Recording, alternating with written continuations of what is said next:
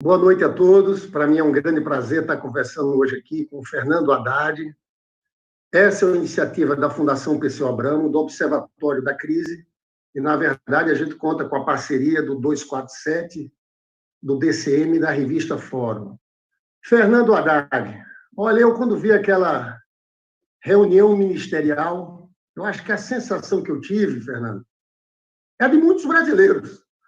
Como é que a gente tem um presidente como esse? A gente olha para ti e vê a diferença. Na verdade, eu acho que eu te conheço, eu acho que você é uma espécie de anti-Bolsonaro, é o oposto do Bolsonaro. É preparado, tem empatia, se preocupa com o povo, sabe montar equipes, é agregador. Então, Fernando, hoje aqui a gente vai conversar sobre aquela reunião ministerial, sobre a crise sanitária, o que fazer, o que o Brasil devia estar fazendo nesse momento, sobre a situação econômica também e sobre a democracia. Mas eu queria começar, Fernando, falando sobre a operação feita pela Polícia Federal no dia de hoje, na verdade, uma determinação do ministro Alexandre Moraes, que foi em cima do gabinete do ódio, quem estava fabricando, produzindo fake news, e foi em cima de pessoas, inclusive a decisão do ministro, ele cita lá, ele mapeia quem são as pessoas, quem são os empresários. E eu não sei se você atentou, Fernando, na verdade, ele pediu quebra do sigilo bancário e fiscal dos empresários desde junho de 2018, ou seja, antes do processo eleitoral. Eu estou falando isso porque tem duas ações do PT no Tribunal Superior Eleitoral pedindo a cassação da chapa, discutindo isso, discutindo fake news e discutindo financiamento empresarial naqueles disparos de WhatsApp. Na verdade, inclusive, houve uma matéria da Folha de São Paulo, da jornalista Patrícia Campos Melo, uma bela entrevista, uma bela reportagem, onde ela, inclusive, cita os empresários, os valores, né?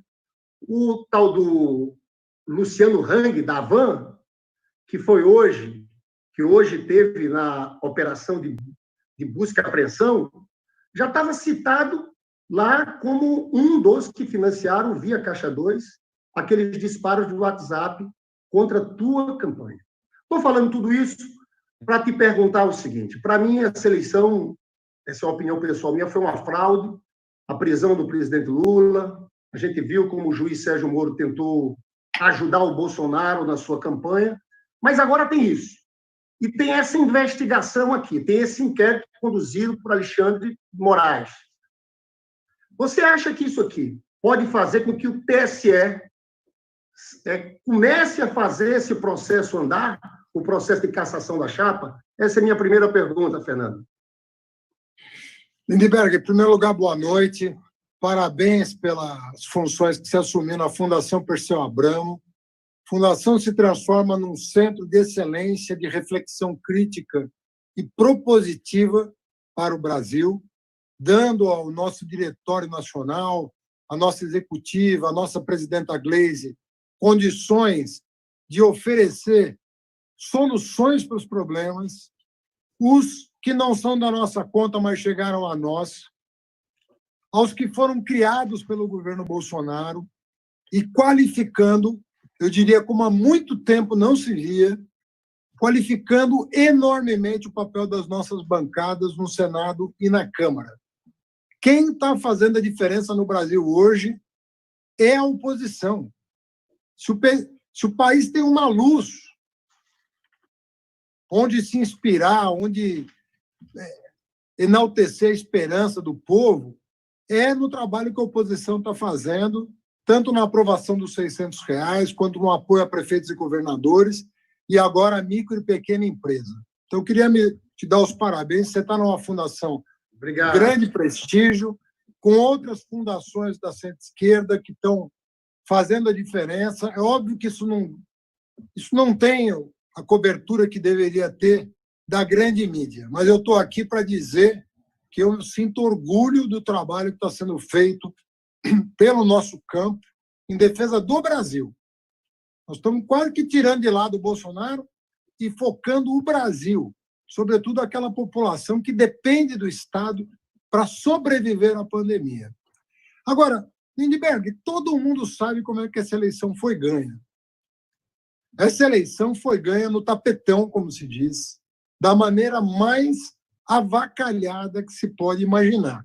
Nós nos transformamos numa republiqueta a partir do momento que nós afastamos uma presidente e o Senado disse que ela não cometeu crime de responsabilidade, porque manteve os direitos políticos dela. Como é que uma pessoa que cometeu crime poderia manter direitos políticos? Isso seria uma contradição, pois o Senado afastou a Dilma e reconheceu seus direitos políticos, o que é uma contradição em termos, porque ele estava dizendo, nós estamos afastando, mas nós não temos prova nenhuma contra a Dilma. Estamos afastando porque queremos, porque tem um novo projeto de poder. Aí aquele processo absurdo contra o presidente Lula, um processo do qual eu sou advogado, e li de cabo a rabo, acusação, defesa e sentença. Você não consegue extrair uma única evidência, não estou falando de prova, não. Estou falando de evidência que justificasse aquela violência contra o Lula. Aí a mudança de jurisprudência no Supremo, para que ele fosse preso e não pudesse participar das eleições. A negativa de que ele desse uma entrevista. A liberação de uma delação que nem o Ministério Público aceitou, do Palocci, faltando 6 dias para o primeiro turno, os processos que moveram contra mim. Olha, é uma coisa. E aí, como se não bastasse tudo isso, eu, com 20 dias de campanha, só substituí o gigante do Lula, com 20 dias de campanha, íamos ganhar a eleição, a máquina de fake news nos impediu. Porque com tudo que fizeram, ainda iam perder, Lindbergh. Claro. Você vê a força do projeto que nós representamos, que o Lula lidera no país. A força daquele projeto era tão grande que com tudo isso eles iam perder. Pois montaram uma máquina de fake news, aproveitando-se do fato de que eu era pouco conhecido, evidentemente, era prefeito de São Paulo, ministro da Educação, o Lula com 40 anos de vida pública, você troca uma pessoa de 40 anos de vida pública por uma pessoa faltando 20 dias para a eleição, fake news. O Haddad isso, a Manuela aquilo, o PT aquilo, uma onda enorme.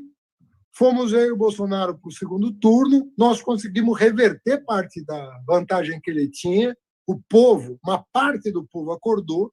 Tem gente que diz que se nós tivéssemos mais 15 dias para esclarecer a população do que estava acontecendo, era capaz do Bolsonaro perder a eleição.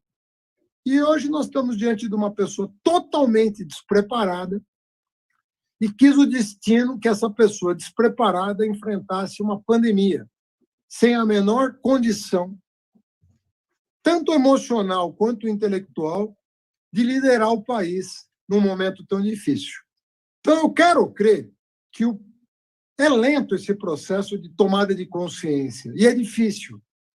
Às vezes, uma pessoa que votou no Bolsonaro de boa fé, às vezes a pessoa resiste a falar, não é possível que tenha feito isso.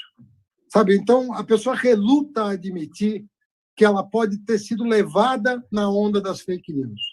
Mas, cada vez mais, o número de pessoas que reconhecem que foram ludibriadas cada vez cresce, a olhos vistos. E eu quero crer que as instituições, até porque não tem alternativa, porque a saúde das próprias instituições, nesse momento, está comprometida com a violência do Poder Executivo e com as ameaças diárias que são feitas contra a democracia. Elas começam a reagir. Até onde vai isso? Bom, nós, depois dos vários crimes de responsabilidade cometidos pelo Bolsonaro, pedimos com outros 7 partidos o impeachment do Bolsonaro, porque estão comprovados os crimes de responsabilidade e há processos no Tribunal Superior Eleitoral demonstrando o uso de caixa 2 para disparo de fake news, o que constitui 3 crimes e não 1. O primeiro, usar dinheiro ilícito. O segundo, usar cadastros ilegais. Você não pode usar o cadastro. Em terceiro lugar, para injuriar, difamar pessoas que não tinham nada a ver com o que ele dizia nas fake news. Então, temos um quadro que eu acho que a população hoje consegue compreender com muito mais alcance, em função da informação toda que foi dada, o trabalho do Intercept, o trabalho... Não é só, a gente tem que também lembrar o bom jornalismo que foi feito ao longo dos anos. Porque quando o jornalismo quer, o jornalismo presta um grande serviço. Quando ele não se deixa contaminar pela ideologia e trabalha na base do fato e traz o fato a público, é evidente que isso esclarece a opinião pública. Por mais que o Bolsonaro chame o Financial Times, Wall Street Journal, New York Times, a Folha, quem mais seja de comunista. O povo sabe que não é isso. Então, eu acho que nós estamos num momento delicado porque a tensão vai aumentar. Sabe rato acuado? O Bolsonaro vai se comportar como um rato acuado, que é o que ele é hoje. Claro. Ô, Fernando, eu acho muito grave, porque esse gabinete do ódio que eles pegaram hoje, mostraram quem são, já funcionava desde aquela época. Então, eu acho, sinceramente, que o TSE tem a obrigação de julgar essas duas AGEs, a ação de impugnação que está na Justiça Eleitoral. Para mim, era o melhor dos mundos, porque cassação de chapa significa novas eleições. Você sabe, Fernando, eu tenho uma especialização em impeachment, porque eu fui presidente da UNE, eu vivi os impeachment. Eu fui presidente da UNE em 92, vivi cada fato aquele lá, e vivi esse golpe contra a presidenta Dilma, aquela farsa, vivi cada instante daquilo. Eu tenho uma convicção, é muito difícil o Bolsonaro acabar esse governo. Eu acho que o Bolsonaro cai. As pessoas às vezes me perguntam o que falta. Falta a popularidade dele descer a menos de 15%. A última pesquisa da XP, ruim e péssimo, foi de 40% para 50%, e ótimo e bom caiu para 25%. Se cair para baixo de 15%, Fernando, eu acho que ele cai. Eu não sei se vai ser impeachment ou cassação da chapa pelo TSE, porque eu achei extremamente interessante o ministro Alexandre Moraes ter pedido a quebra do sigilo de junho de 2018. Isso aqui pode ser compartilhado para essa investigação eleitoral que está no TSE. Mas por que eu acho que ele cai? Porque eu acho que a gente está indo para uma tragédia humanitária, né? Infelizmente, por irresponsabilidade desse genocida, vai morrer muita gente no Brasil, mas uma tragédia também econômica. Tem gente falando em 20 milhões, mais de 20 milhões de desempregados, para não falar da crise política e institucional. Eu queria, então, Fernando, te perguntar o seguinte: naquela reunião ministerial, o que mais me impressionou é a falta de preocupação com o povo, descaso completo, falta de empatia, nada trataram da crise sanitária. Eu queria te fazer uma pergunta, porque eu sempre te olho e fico pensando na loucura que foi esse Bolsonaro ter sido eleito. Se você fosse presidente da República, que papel você jogaria para agregar? Porque ele faz guerra com governadores, ele, na verdade, funciona como chefe de facção, ele não é chefe de Estado. A minha pergunta a você é, no meio dessa crise aqui no Brasil, que medidas você tomaria? Lindbergh, primeiro, assim, aquilo não foi uma reunião ministerial, porque ali não tem ministro e ali não tem presidente da República. Então, chamar aquilo de reunião ministerial é um desrespeito até aqueles presidentes dos quais nós divergíamos, mas respeitávamos, porque eram pessoas que tinham se preparado para exercer o cargo, com as divergências que nós nunca fizemos questão de esconder. Ao contrário, a gente sempre explicitou as nossas divergências, mas com o respeito que a democracia exige. Aqui não é. Eu participei de dezenas de reuniões ministeriais. Eu fui ministro 7 anos. Eu participei de dezenas de reuniões. Às vezes com todo o corpo do ministério, todos os ministros, e às vezes com parte do ministério, quando o assunto era mais restrito da área da educação. Mas foram dezenas e dezenas de reuniões. Eu nunca vi, mas nada nem que lembre aquela reunião. Porque aquela reunião se falou de cassino, se falou de devastação da Amazônia, se falou de trabalho escravo, de empregar 1 milhão de jovens pagando R$300 por mês, se falou de vender o Banco do Brasil com uma expressão que diz muito sobre o que ele pensa do Banco do Brasil, falou-se que o funcionário público é um inimigo do governo, em que tem que se colocar uma granada no bolso justamente do sujeito que hoje está cuidando dos nossos pacientes, nas UTIs, nos postos de saúde, nos hospitais, que são enfermeiros, os médicos, os policiais, que ele diz tem que botar uma granada do bolso do inimigo e não dar reajuste por não sei quantos anos. Essa é a cabeça desse governo. É desmonte, é desconstrução. Você não viu nada de propositivo ali, nada de construtivo. Então, não dá para chamar aquilo de reunião ministerial. Aquilo é uma reunião em que as vaidades se expressaram no sentido de adular o Bolsonaro. As pessoas queriam parecer mais radicais do que o próprio Bolsonaro, o que é muito difícil, mas é possível, e se viu um circo de horrores, em que um manda prender ministro do Supremo, o outro manda devastar a Amazônia.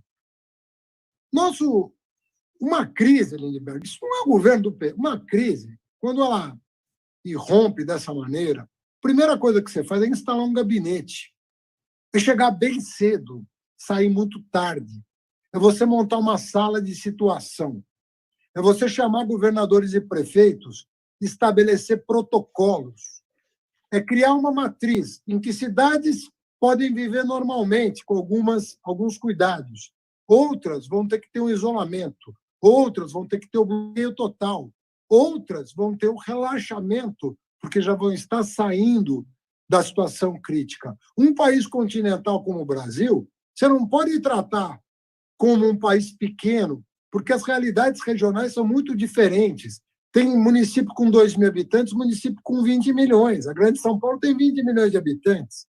Os 38 municípios que compõem a Grande São Paulo são 22 milhões de habitantes. Isso exige protocolo. Resultado, hoje nós estamos perdidos. Os governadores, que foram aqueles que tentaram se vincular a regras de manual, de como proceder contra uma crise, encontraram no presidente da República um inimigo do país. Então, quando você não tem protocolo, você veja, não se fez até hoje regulação de insumos. Primeira coisa que você tinha que fazer é regulação de insumos. Um fabricante pode vender uma máscara por 10 vezes o valor que ela tinha antes da pandemia, o álcool em gel. Você vai permitir que se exporte esses produtos, tendo a necessidade deles internamente, porque o dólar está caro e o cara quer lucrar mais? O governo tem uma proposta de abertura de leitos de UTI, está financiando os 5 a 10 mil leitos que são necessários nesse momento. As testagens estão sendo feitas para que a liberalização do comércio seja mais expedita e a gente possa voltar à normalidade com segurança sanitária. Nada disso foi feito. Se fosse o governo, se não fosse a oposição, o governo estaria pagando R$200 por família. Se não fosse a oposição, governadores e prefeitos não teriam pago o salário de abril em maio. Não teriam pago. Se não fosse, o governo liberou 1 trilhão e 200 bilhões para os bancos. 1 trilhão e 200 bilhões para os bancos. Sabe o que aconteceu com esse dinheiro? Eles emprestaram para o próprio governo. Eles pegaram dinheiro do governo, que não rendia juros, e emprestaram a juros para o governo. E o microempresário está lá na ponta sem saber como pagar a folha, sem saber como atravessar a pandemia. Lindbergh, o que eu quero te dizer é o seguinte, não é mágica. Ninguém está falando em mágica, a situação é grave mesmo. Mas há um conjunto de medidas que vários países estão tomando que resultaram em um número muito menor de mortes e um número muito menor de desempregados do que o Brasil. Hoje o Brasil é o campeão mundial de mortos por coronavírus nas últimas 24 horas. É o campeão mundial de mortes de enfermeiras e médicos no mundo. por falta de equipamento profissional próprio para combater a pandemia. Ou seja, nós chegamos no topo, no pior sentido da palavra. Então, nós não temos, você não tem. Quem é o gerente da crise? Você pedir para um cidadão comum nomear. Me diz aí, quem está à frente do país no combate à crise? O mundo inteiro sabe. A Angela Merkel na Alemanha, a Arlinda lá na Nova Zelândia, o Alberto Fernandes aqui na Argentina. Você vê a liderança. Aqui você vê um inimigo da pátria. Saindo às ruas, tuitando, fazendo vídeo contra o país. É isso que nós estamos vendo. Você tem toda a razão, Fernando. Na verdade, falta liderança, falta o trabalho em conjunto. Numa hora como essa, independente do partido do governador, do prefeito, você tem que juntar todo mundo. Eu me lembro do presidente Lula naquela crise econômica de 2008, 2009. Ele fez o PAC. Eu quero falar sobre a economia já também, Fernando.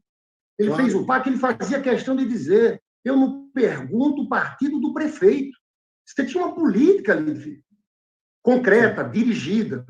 Eu quero entrar em economia, Fernando, porque lá em 2008, já que eu estava falando do presidente Lula, nós tivemos uma crise de natureza recessiva. A economia caiu 0,9% ali em 2009. O que fez o presidente Lula? Acionou os bancos públicos, tanto o BNDES como o Banco do Brasil e a Caixa Econômica Federal, porque os bancos privados não emprestavam. Colocou as estatais, Petrobras, Eletrobras, para investirem. Tinha que ter investimento público.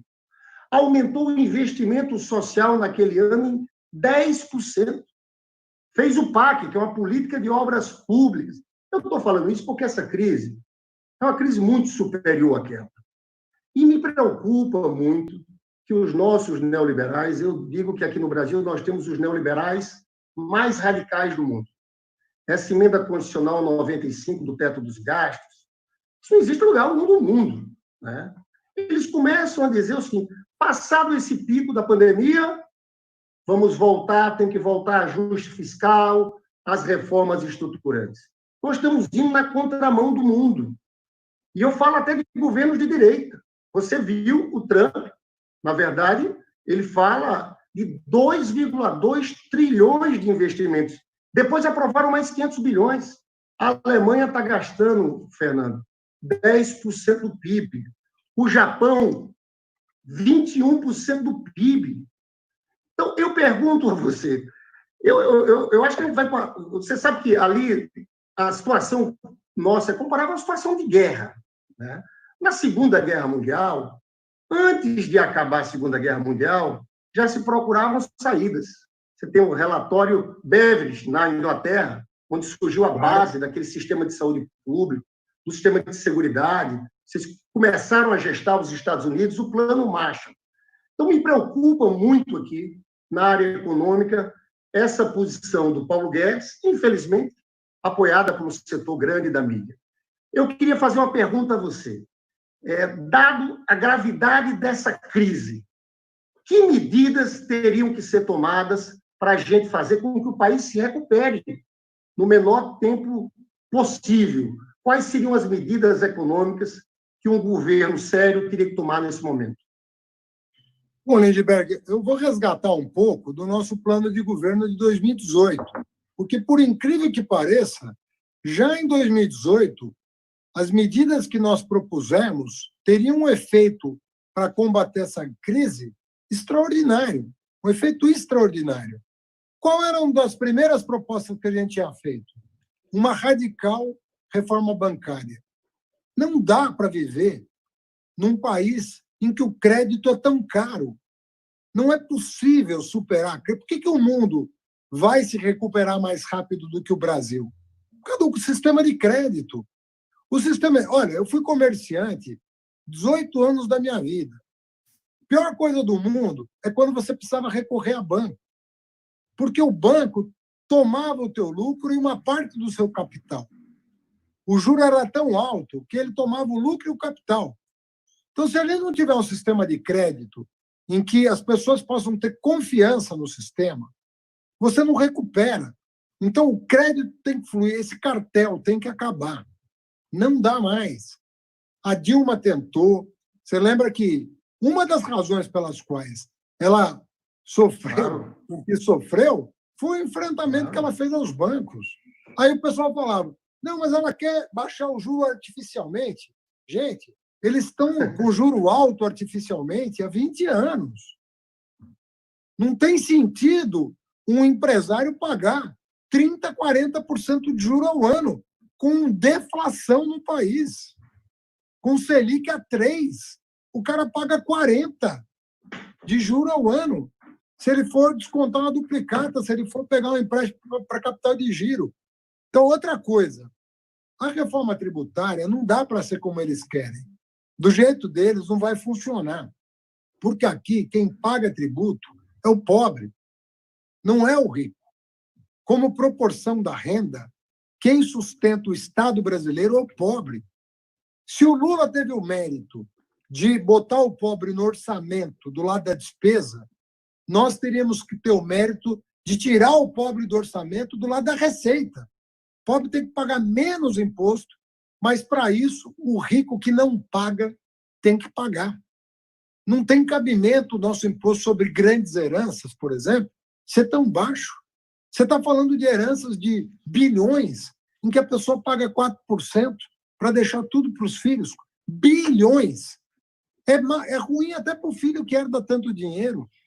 É ruim para ele como pessoa, para o seu próprio desenvolvimento espiritual e para a sua criatividade. Você transforma a pessoa num pária da sociedade. Naquele país comunista, Estados Unidos, é entre 40% e 60%.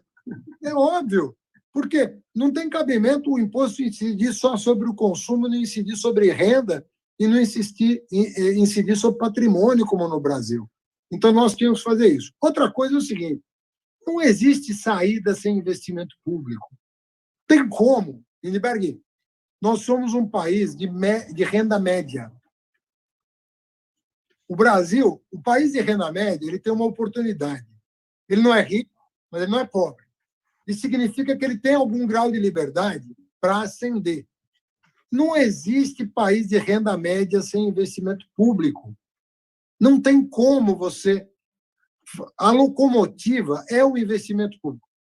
Para quem está nos ouvindo entender, o Haddad está propondo gastar. Não, eu estou te fazendo uma pergunta retórica. As famílias vão sair ou com menos poupança ou com dívida dessa crise. A maioria vai sair com dívida. Mas mesmo quem tinha alguma poupança vai ter que gastar a poupança durante a pandemia.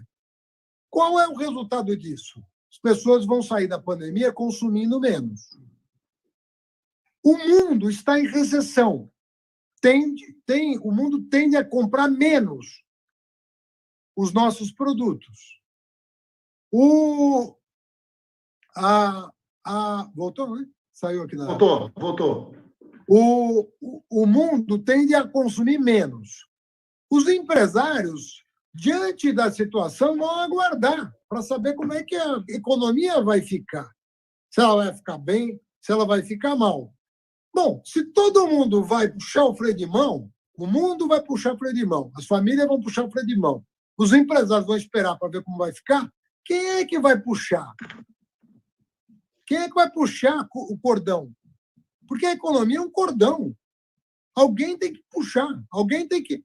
Isso não significa sair gastando, Lindbergh, como eles querem crer.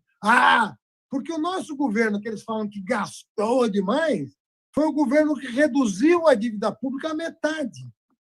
Foi o governo que acumulou quase 400 bilhões de dólares de divisa, de reserva cambial, justamente para enfrentar a crise de 2008. E agora? O que o Guedes falou essa semana, Lindbergh? Nós vamos passar para o Tesouro 500 bilhões de lucro que nós tivemos com o quê? Com as reservas que o Lula comprou. Então, eles estão admitindo que quem está salvando a lavoura foram as reservas compradas 10 anos atrás. Você veja o que é ser previdente. 10 anos atrás, nós estávamos fazendo um colchão de segurança que está dando condições para o país enfrentar 2008 e 2020. Fernando, deixa eu te interromper, porque, na verdade, eu tinha programado essa pergunta aqui, porque uma das narrativas feitas por essa turma do Bolsonaro, porque tem várias fake news, né? Tem aquela fake news que fizeram contra você de campanha, todo tipo de... Mas tem uma fake news mais elaborada. Uma é essa, o PT quebrou o Brasil. Acho que você já respondeu em parte. Nós, na verdade, saímos de uma dívida líquida, quando o Fernando Henrique deixou o governo, era de 60% do PIB. Caiu para o último mês da Dilma para 39% do PIB. E você bem falou agora disso tudo, 370 bi de reservas, 500 bi só da equalização cambial, está no caixa do Banco Central, para não falar de 1,3 tri que está na conta única. Então, eu faço questão de dizer isso, porque eu acho que isso aqui nós temos que dar muito argumento para essa turma nossa se defender dessa tese que o PT quebrou o Brasil. Quer ver outra mentira, Haddad, que eu fico indignado? Eles dizem: o PT tirou o dinheiro da saúde para fazer estádios para a Copa do Mundo. Gente, primeiro, só para dizer para você que está nos assistindo, o governo federal, do orçamento do governo federal, não saiu um centavo para a construção de estádio. O que tinha era empréstimos de bancos públicos, não tinha um centavo. Sabe quanto aumentou o orçamento nos nossos governos na saúde?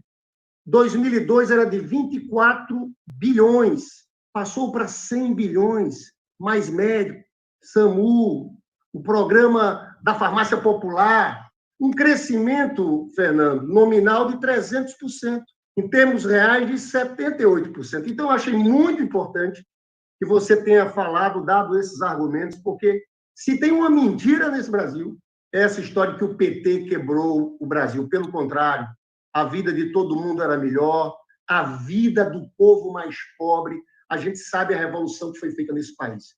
É por isso, Fernando, que eu queria, nesse debate, dizer o seguinte: na economia, ganhou muita força um debate sobre emissão monetária, né? As pessoas perguntam para todo mundo: da onde vai sair o dinheiro? E eu queria que você falasse um pouco sobre isso. Da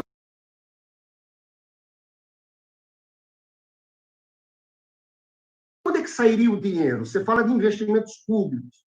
Você fala, nós temos que ter uma rede de proteção social nesse momento, né? Nós temos que investir mais no SUS. Se ficar a emenda constitucional 95, olha só, em 3 anos, tiraram do SUS 22,5 bi, né? Se ficar no próximo ano essa emenda constitucional 95, o orçamento de 2021 vai sair 30 bi da saúde. Então, o que você faria? Mexeria na emenda constitucional 95 e nesse debate sobre a emissão de moeda. Tem um debate, a teoria moderna da moeda, André Lara Rezende aqui no Brasil, um debate que existe no mundo. Da onde sairia o dinheiro, Fernando?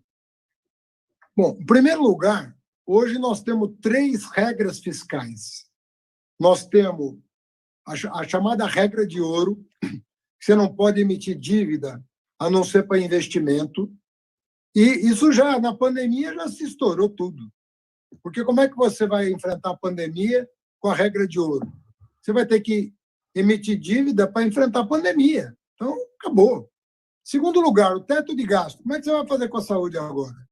Você vai restringir o gasto em saúde agora? Então, também não funciona. Terceiro lugar, eu vou além. A lei de responsabilidade fiscal, nós precisávamos de uma regra, nós precisávamos modernizar a nossa regra fiscal.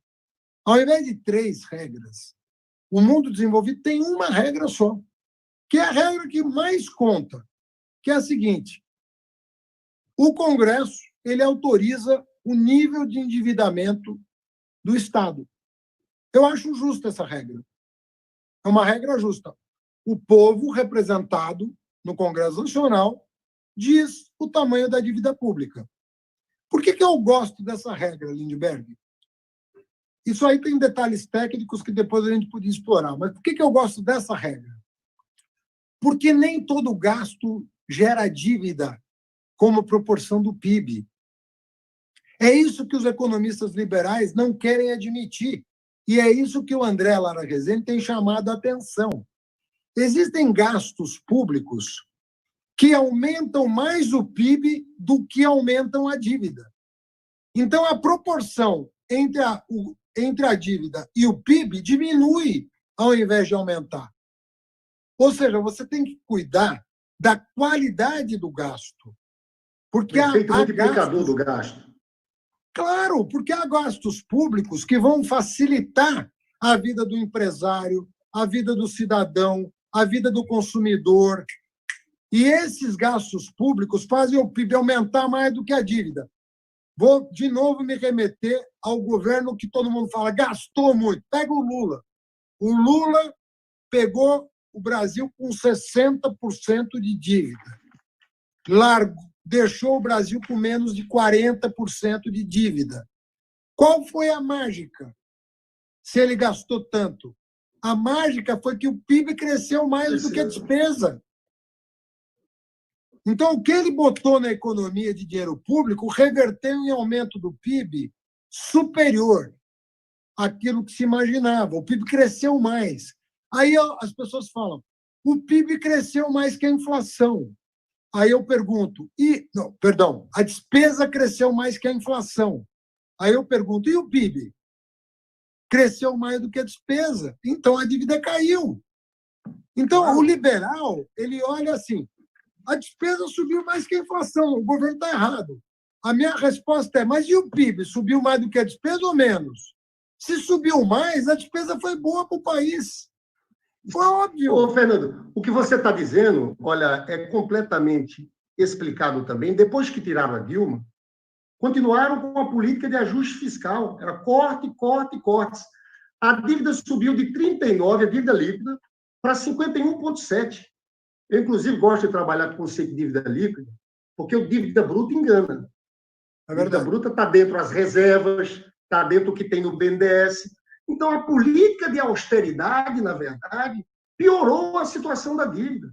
Tem que ter crescimento econômico. Tem um estudo do IPEA muito interessante, na época que o Márcio Postman era o presidente, o João Sissu, sempre era um economista, trabalhou lá também, que falava o seguinte, o multiplicador da saúde, ou seja, cada R$1, cada 1% a mais investido na saúde, significava 1,8 a mais de crescimento econômico.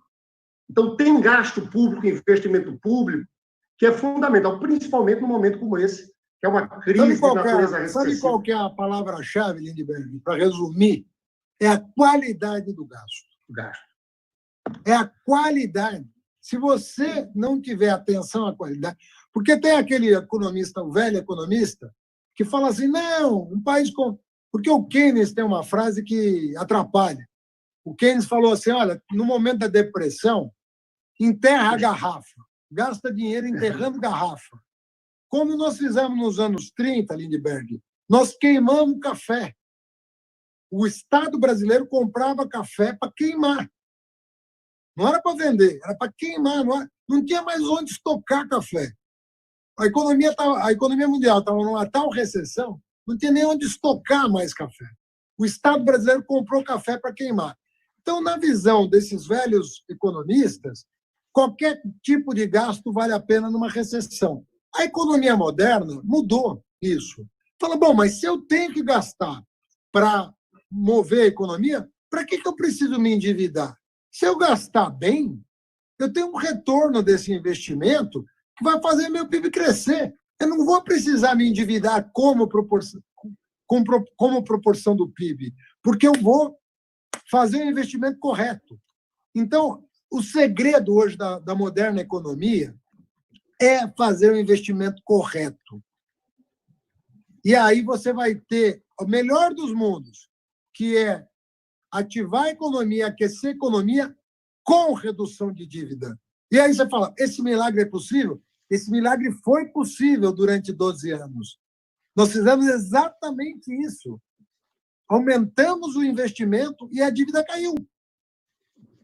Fernando, deixa eu te falar uma coisa. Eu queria entrar num tema aqui, que é o tema da democracia também. Essa maluquice que nós estamos vivendo aqui no Brasil. Eu me lembro que naquele processo do golpe contra Dilma, eu estava lá no Senado, o Joaquim Barbosa até me surpreendeu, o Joaquim Barbosa, que era ministro do Supremo, numa entrevista que ele disse, olha, o afastamento de uma presidente da República desse jeito isso pode criar um desarranjo institucional violentíssimo. O que a gente viu de lá para cá é uma loucura, né? A prisão do presidente Lula, uma parte do judiciário agindo como partido político, do Ministério Público também, a eleição do Bolsonaro e essa situação que a gente está hoje. Tem divisão na Polícia Federal, tem uma parte que é ligada a uma extrema-direita bolsonarista. Bolsonaro quer aparelhar, de fato, a Polícia Federal para virar uma polícia política. Tem uma outra ala que é ligada à direita lavajatista. Tem tudo, tem de tudo. Eu fico pensando como se pode governar depois. Eu tenho certeza que nós vamos voltar ao governo desse país o mais breve possível, Fernando, porque a vida do povo, neoliberalismo é crise, aumenta a desigualdade, aumenta a pobreza. Mas até para a gente voltar para o governo, eu perguntaria a você, se virasse presidente da República, o que teria que fazer para reorganizar uma reforma do Estado?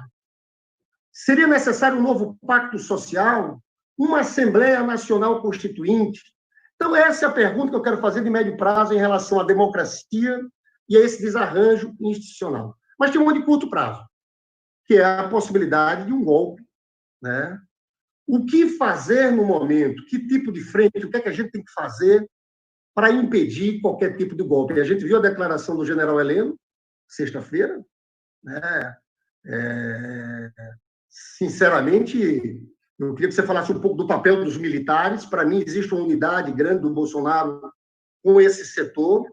Eu acho, muita gente fica falando na possibilidade de golpe militar por parte do Bolsonaro, né? Se bem que ele trabalha também com a hipótese de endurecer o regime, de fechando o regime, via, por exemplo, aparelhamento da Polícia Federal.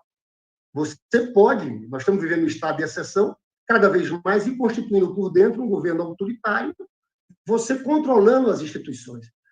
Então, a pergunta que eu faço também, você acha que Bolsonaro, que sempre defendeu a ditadura militar, ele tem forças para tentar dar um golpe? Em 64, eu diria que o golpe teve um apoio muito mais amplo. Auro de Moura Andrade declarou vago o cargo de João Goulart quando João Goulart estava no Brasil, era o presidente do Congresso. O presidente do STF, Álvaro Ribeiro, foi lá na posse de Ranieri Mazzilli. O Globo e o Estado de São Paulo saíram no dia 2 de abril, depois do golpe, vitória da democracia, ou seja, tinha um campo de aliança mais amplo. Você não acha que o Bolsonaro perdeu força no meio do povo e está muito isolado para tentar dar um golpe? Essa análise que eu queria que você fizesse. Então, vamos por partes, que eu acho que, assim como a gente fez com a economia, a gente tem que entender esse cenário institucional com mais profundidade. Primeira coisa que a gente tem que entender, não existe uma instituição monolítica. Nenhuma instituição é monolítica, nem o Exército é monolítico, muito menos as Forças Armadas.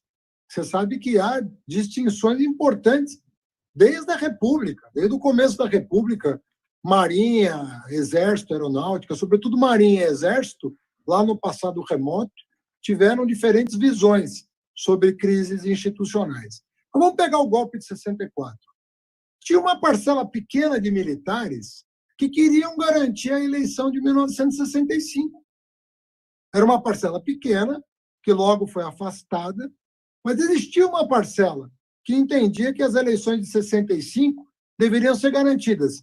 A UDN, que sempre foi golpista contra o trabalhismo, achava que ia ter eleição em 65 com os militares. Apoiou o golpe, achando que eles iam garantir a eleição no ano seguinte.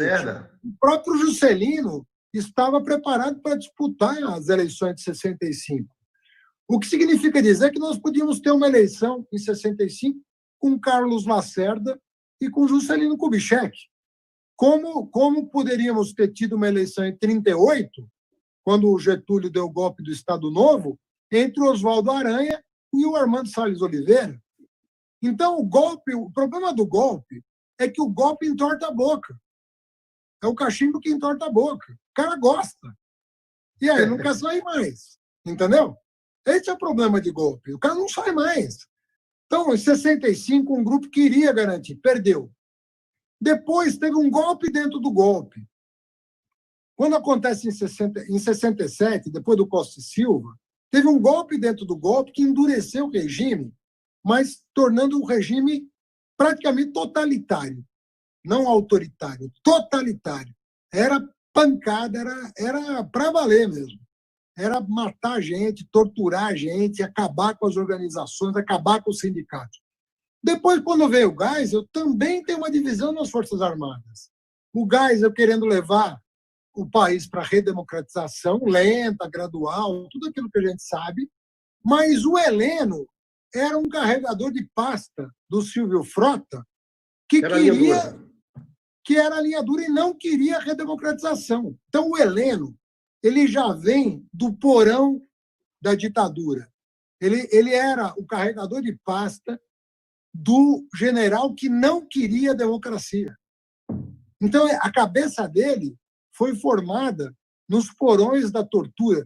Por isso que eles ficam enaltecendo o ditador, porque eles eram dessa linha do exército, que torturava mulher, que torturava criança, que matava pessoas indefesas, que prendia arbitrariamente sem julgamento, que jogava ao mar corpos de pessoas.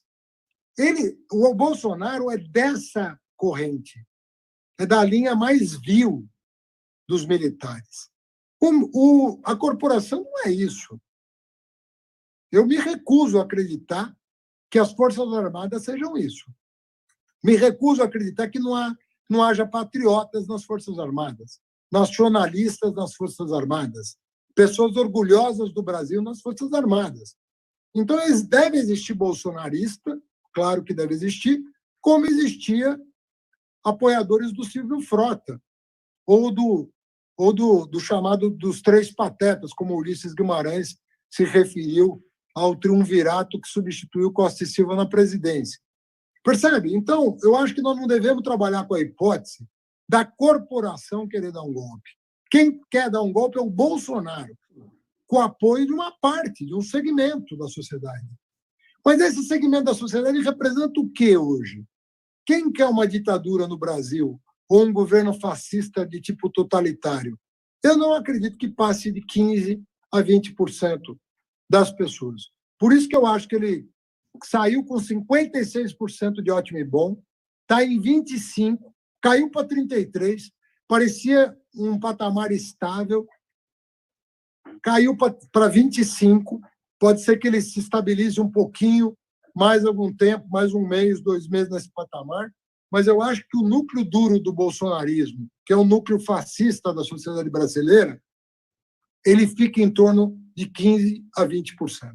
Essa é a minha opinião, que estudo a sociedade brasileira há 30 anos que eu estudo essa sociedade, do ponto de vista jurídico, econômico, filosófico e social. Eu não acredito que haja mais do que 15% a 20% de, vamos dizer assim, bolsonarismo raiz, fascista mesmo, que é a favor da violência, do uso da força, como se isso fosse resolver os nossos problemas históricos.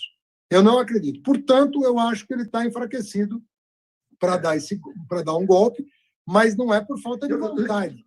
Lembrando que em 64, os governadores apoiaram o golpe. Ademar de Barros, Magalhães Pinto, o próprio Lacerda do Rio de Janeiro. Agora a situação é diferente. Porque eles achavam que ia ter eleição no ano seguinte. Muitos deles entraram no conto do vigário do golpista. Esse é o conto do vigário do golpista. Olha, eu vou dar um golpe, mas em um ano eu saio. Fernando, mas como corrigir esse desarranjo institucional no futuro? O que fazer? É a Assembleia Nacional Constituinte? O que é? Como reorganizar, fazer uma reforma desse Estado? O trauma é tão grande, eu acho que o trauma institucional é tão grande, que eu acho que as próprias instituições vão... Olha, veja a atitude do Supremo como mudou. Eu acho que toda instituição pode ser alvo de crítica. Não tem problema nenhum. Eu acredito, por exemplo, em 2016, o Supremo mudou a jurisprudência sobre prisão em segunda instância com foco numa pessoa, que era o Lula. Esses caras julgaram o Lula em 1 ano e meio, em segunda instância. Lindbergh, é quase impossível você julgar uma pessoa. Eles entraram com a ação contra o Lula, se eu não me engano, em junho de 16. Em janeiro de 18, 1 ano e meio depois, O Lula estava condenado em segunda instância. Sabe quantas vezes isso aconteceu na história do Brasil? É muito. Ainda mais num caso em que não tinha prova, entendeu? Então, aquilo lá foi tudo montado para o Lula não participar das eleições de 2018. Inclusive a mudança de jurisprudência, inclusive o fato dele não ter podido assumir a Casa Civil, inclusive o vazamento ilegal e criminoso do Moro, do áudio que ele gravou ilegalmente. Ou seja,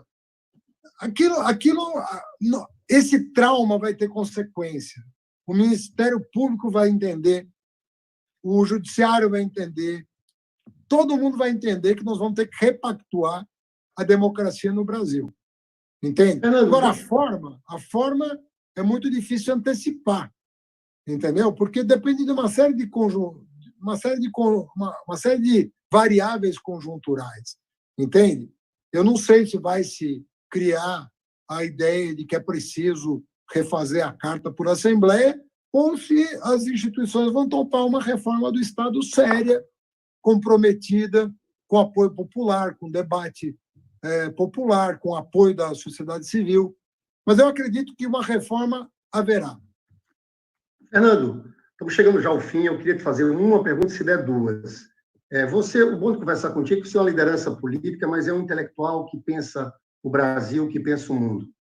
Um número cada vez maior de autores falam sobre a incompatibilidade entre neoliberalismo e democracia. Eu queria explorar isso contigo. A gente não pode esquecer que o primeiro país do mundo onde foi aplicadas as políticas neoliberais foi na ditadura do Pinochet. Né? É ali que os discípulos de Milton Friedman foram para lá, naquele período, implantar aquele programa. Depois, na ditadura do general Videla, na Argentina, com o ministro da Fazenda, Martín de Oz. Né? Depois teve Reagan, Thatcher, e nós vivemos os anos 90 aqui na América Latina. O economista-chefe do Consenso de Washington, um sujeito chamado John Williams, ele dizia, olha, tem que se ter cuidado com o ritmo de implantação dessas políticas, porque elas podem derrubar os governos por impopularidade. Foi o que aconteceu na América Latina. Caiu Fernando Henrique, Collor, depois Fernando Henrique, o Menem na Argentina, De La Rua, aquela crise na Argentina, Carlos André Pérez na Venezuela, e houve vitórias de governos populares em toda a América Latina. A vitória do Bolsonaro, esse momento novo que a gente está dizendo, não significa, por parte das elites, um sinal de que eles querem aplicar essa política de todo jeito, porque democraticamente, numa vida democrática, é difícil um programa político como esse ser aprovado. Foi o caso. Prenderam o Lula por quê? Porque Lula ganharia as eleições. Então, eu queria saber da tua opinião sobre neoliberalismo e democracia nesse momento de profunda hegemonia do capital financeiro. Eu diria para você, Lindbergh, que nós temos que fazer uma mediação para fazer as pessoas que estão nos ouvindo compreender o que eu vou dizer. A mediação é o seguinte: eu acho a democracia incompatível com o aumento da desigualdade. O aumento da desigualdade é o coveiro da democracia. Você não tem como convencer as pessoas de que você está indo para um rumo positivo, aumentando o fosso que separa as pessoas entre pobres e ricos, entre pretos e brancos, entre trabalhadores e empresários. Não tem como você convencer as pessoas. Esse fosso que separa as pessoas, porque a democracia tem alguns pressupostos. E um dos pressupostos da democracia é algum nível, né, de segurança para o cidadão no que diz respeito à sua família, ao seu sustento, à sua alimentação, à educação dos seus filhos, à saúde pública, à segurança. Então, tem um patamar de serviços públicos, de bens públicos, que precisam ser oferecidos para as pessoas para que elas pactuem a democracia. A democracia é um pacto, sabe? É um pacto em que a gente quase que assina um documento dizendo, nós vamos viver dessa maneira. Então, eu diria para você que a desigualdade, o aumento da desigualdade é incompatível com a democracia.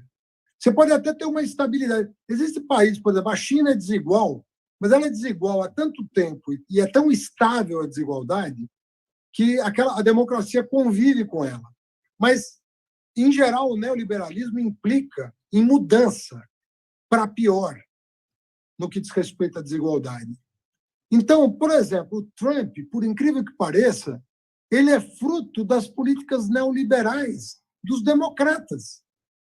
Os democratas seguiram a cartilha neoliberal do Reagan e, ao seguir a cartilha neoliberal do Reagan, que era um republicano, acabou criando as condições para um republicano de tipo fascista chegar ao poder, que é o Trump, que é um cara de extrema-direita. Ele é o sintoma de uma doença criada pelo neoliberalismo e o consequente aumento exponencial da desigualdade nos Estados Unidos.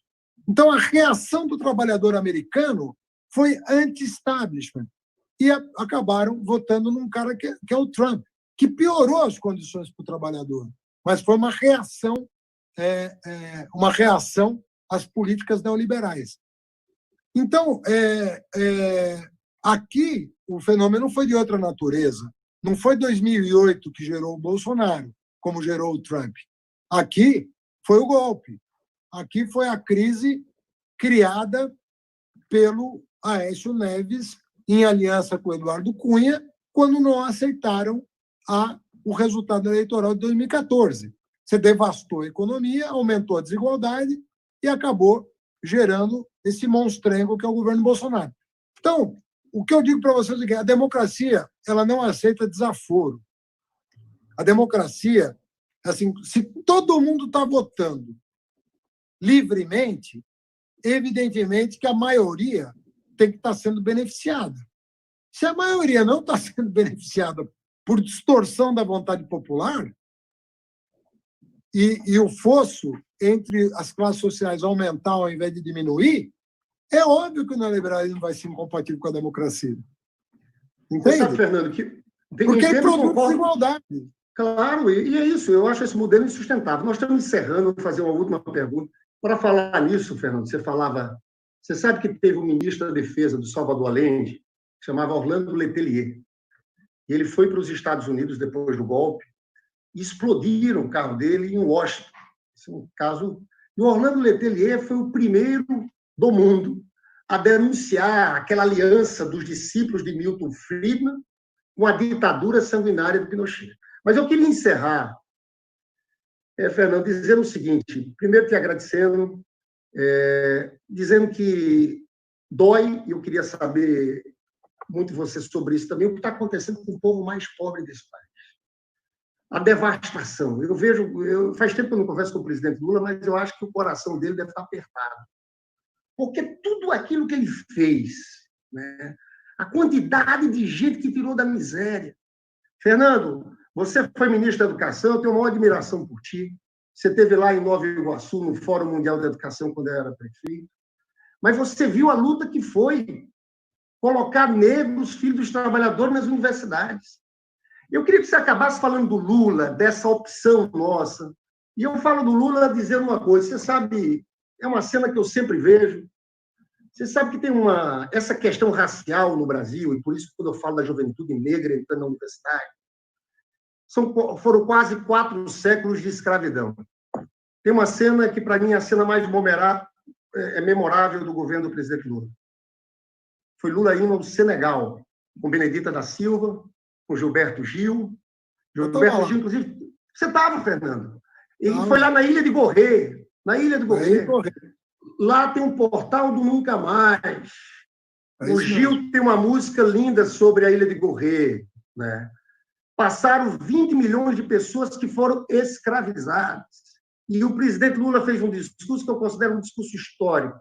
Todo mundo chorando e ele pedindo perdão aos africanos pela escravidão que foi feita por europeus, mas também por brasileiros. Eu queria que você encerrasse falando disso, tudo dessa nossa opção, que é encarnada muito na figura do presidente Lula. E te digo e encerro aqui que talvez um dos momentos mais emocionantes na minha trajetória de senador foi quando eu fui numa universidade pública de medicina aqui no Rio de Janeiro e vi algo em torno de 20 a 30 alunos negros estudando medicina. Né? Foi essa transformação toda que irritou essas elites brasileiras, que são antinacionais, antidemocráticas, infelizmente com a cabeça escravocrata. Fernando, muito obrigado. Você encerra com a tua fala. Olha, Lindbergh, eu vou te falar de duas cenas. Uma que você já mencionou. O Gil cantou a capela a música dele sobre a Ilha de Gorré.